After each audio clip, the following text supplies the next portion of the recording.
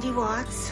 I am the grandmother of 2 beautiful granddaughters. I am also the mother of Christopher Watts. The 33-year-old father of 2 pleaded guilty to killing his pregnant wife and daughters is beginning the first day of the rest of his life behind bars. Our families have been irreparably broken by the needless deaths of Shanann, Bella, Cece, and Nico. Watts is serving 5 life sentences. To my son, Christopher, I have known you since the day you were born into this world. We have loved you from the beginning, and we still love you now. My daddy is a hero. A judge handing Watts his fate, sentencing him to 5 life sentences without the possibility of parole.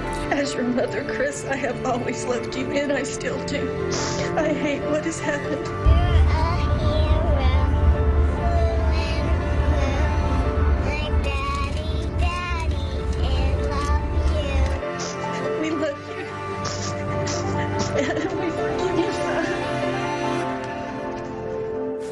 The Watts family murders have shaken us all, a community, a nation, and as Chris Watts begins the rest of his life behind bars, we're learning more about the horrific and haunting details of these murders. His pregnant wife, Shanann, 2 daughters, Bella and Cece.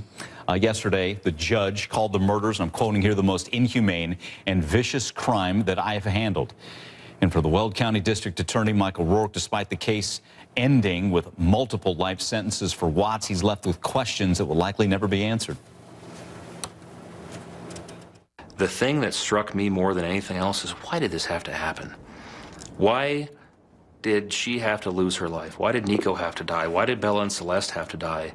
Simply because he wanted to start a new relationship with someone else. It makes absolutely 0 sense. But the details of this horrific crime and the cold, calculated manner in which Shanann Watts and her 2 daughters, and let's not forget unborn son Nico as well, how they were killed, being revealed here. And all the while, you know, we're going to learn about Chris Watts, what he can expect in his new life behind bars, never to get out, never to see the light of day. Joining me once again, crime journalist Pat Lalama, covered many cases. Also with us, certified death investigator and professor of forensics at Jacksonville State University, Joseph Scott Morgan. Pat, I'll start with you.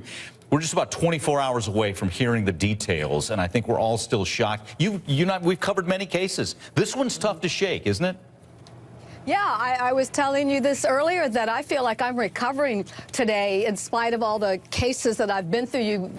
You kind of obtain a certain amount of, you know, coldness. Not that you don't care, but you've got to remain objective. But this one was just too difficult. And, you know, we were talking about the judge remanding him. Just something I observed from all the trials that I've covered. Usually the judge will say the defendant shall be remanded. But this one said the defendant shall be remanded to prison for the rest of his life. And I just felt that maybe he was trying to put a point on it, because you could tell the judge was impacted. As for prison, Mike, it's a process. You don't just leave the county jail and take a bus to the local state prison. They will have to assess him as an individual, psychologically, medically, physically. What skills might he possess? What educational resources might he be qualified for? But I think it's fair to say that the most important aspect is going to be security.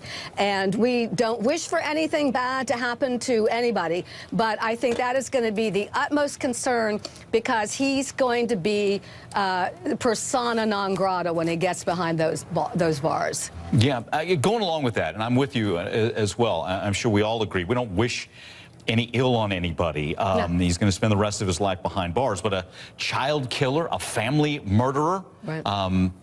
Let's be honest, there's going to be people behind bars that potentially could be out to get him.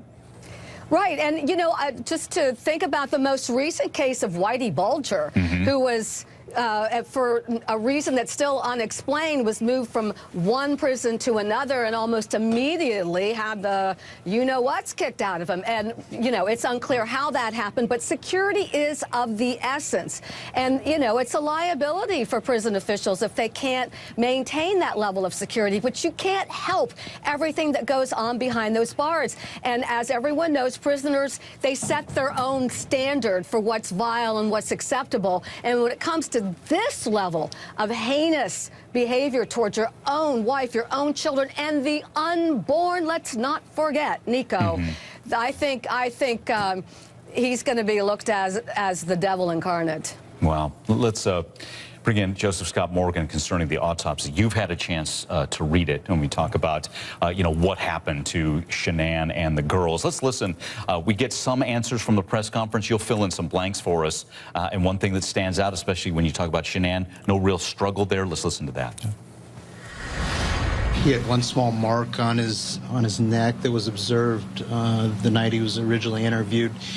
We don't know if that's related or not, but other than that, no. We had him photographed from head to toe that night, and nothing was observed that would be consistent with injuries to him as a result of a struggle.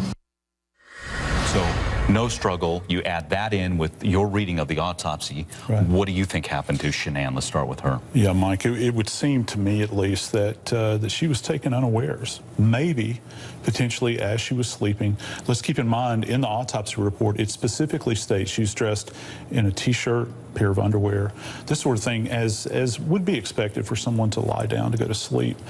Very little struggle, very little hemorrhage. If the folks at home will kind of think about the right aspect of their neck, just to the right of their Adam's apple in here, that's where the focal area of hemorrhage was. It didn't obviously require a lot of pressure, because one of the things, a lot of the chatter I keep hearing on social media is, where's the particular hemorrhages? Where are the particular hemorrhages? Sometimes they're not going to present. There wasn't enough force applied to her in order to cause these little vessels to burst in her eye, but it was sufficient to bring about her death. So potentially she's asleep when the attack begins. Yeah, I think that might be the case. Yeah, absolutely. Again, nothing certain here, but that's what your expertise, that's what it's telling you. So then I think the heartbreaking story from the details we're getting is that of the older daughter, Bella. She's 4 years old. Right.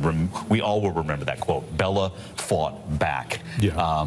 How does the autopsy jibe with that quote there? Well, she had the will. She had an awareness too, Mike, and that's what's so gut-wrenching about this whole thing.